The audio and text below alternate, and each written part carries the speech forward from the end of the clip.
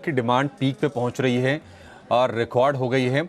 उससे बेहतर चीज़ ये है कि बहुत अच्छे से ये पूरा का पूरा मैनेजमेंट हुआ है। अदरवाइज़ आप याद कीजिए, गर्मियाँ जब बढ़ती थी तो पावर की किल्लत, पावर शॉर्टेज, कोयले की दिक्कत, सरकारों के बीच में राज्य सरकारों के बीच में कोऑर्डिनेशन, केंद्र और राज्य के बीच में कोऑर्डिनेशन, तमाम स्तर पर बातचीत चलती थी। लेकिन इस साल ऐसी कोई चीज़ सुनाई नहीं दी है। ये अपनी कह सकते हैं कि पीठ थपथपाने वाली, अपनी तारीफ करने वाली बात भी हो सकती है। इतने बड़े देश को पावर जहां पर कई बार हम किल्लत देखते हैं, उसको मैनेज करना अपने आप में काबिल तारीफ है। प्रकाश, बहुत शुक्रिया आपका ये सारी की सारी जानकारी देने के लिए। हमारे आज के फंडामेंटल एक्सपर्ट सनी अग्रवाल भी जुड़ गए हैं। सनी, आपने खबर सुनी होगी, निश्चित तौर पर एक बहुत अच्छी खबर है। पावर स्टॉक्स के बारे में आपसे जानना चाहेंगे।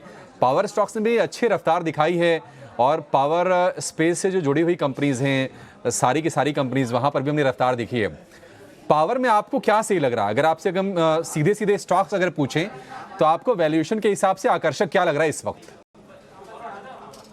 या Prashant ji, good afternoon everyone. I think थोड़ा सा मैं पावर जनरेशन, ट्रांसमिशन, इसके अलावा हटके एक कंपनी जो हमारे रडार पर है वो है टेक्नो इलेक्ट्रिक। काफी जोरदार नतीजे कल कंपनी ने पेश किए थे। और अगर हम कंपनी के कारोबार की बात करें तो बेसिकली ट्रांसमिशन हो गया, पावर सेक्टर में एफजीडी है, स्मार्ट मीटर है। ये बेसिकली ये सेक्टर में ईपीसी का काम करती है। At the same time recently data centre में भी कहीं ना कहीं एक फोरे किया है। तो इनडायरेक्टली पावर का प्ले है। अगर किसी को मिड कैप कंपनी में प्ले करना हो, टेक्नो इलेक्ट्रिक कंपनी है।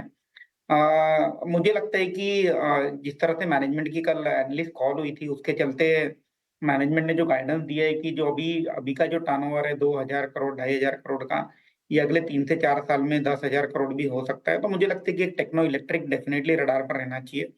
और अगर डायरेक्टली पावर प्ले में अगर किसी को प्ले करना हो तो मुझे लगता है कि पावर फाइनेंसिंग कंपनी जो है, आरईसी और पीएफसी, जो कि ऑब्वियसली फर्स्ट बेनिफिशियरी रहेंगे, whether it is on renewable energy side और थर्मल साइड। तो जब भी जिस तरह से हम कैपेक्स का सुन रहे हैं जितनी भी पावर कंपनीज की ओर से, मुझे लगता है कि ये अच्छा मौका है, ये जो डिप है आरईसी और पीएफसी पोर्टफोलियो में ऐड करने का। और अगर किसी को माइनिंग के थ्रू प्ले करना है तो हमें लगता है कि Coal India is a decent play, which basically is one of the largest coal producer of India. Dividend yield भी अट्रैक्टिव है, तो मुझे लगता है कि कोल इंडिया के थ्रू भी ये राइड की जा सकती है। ठीक है, तो ये है नज़रिया पावर स्टॉक्स पर आपके लिए।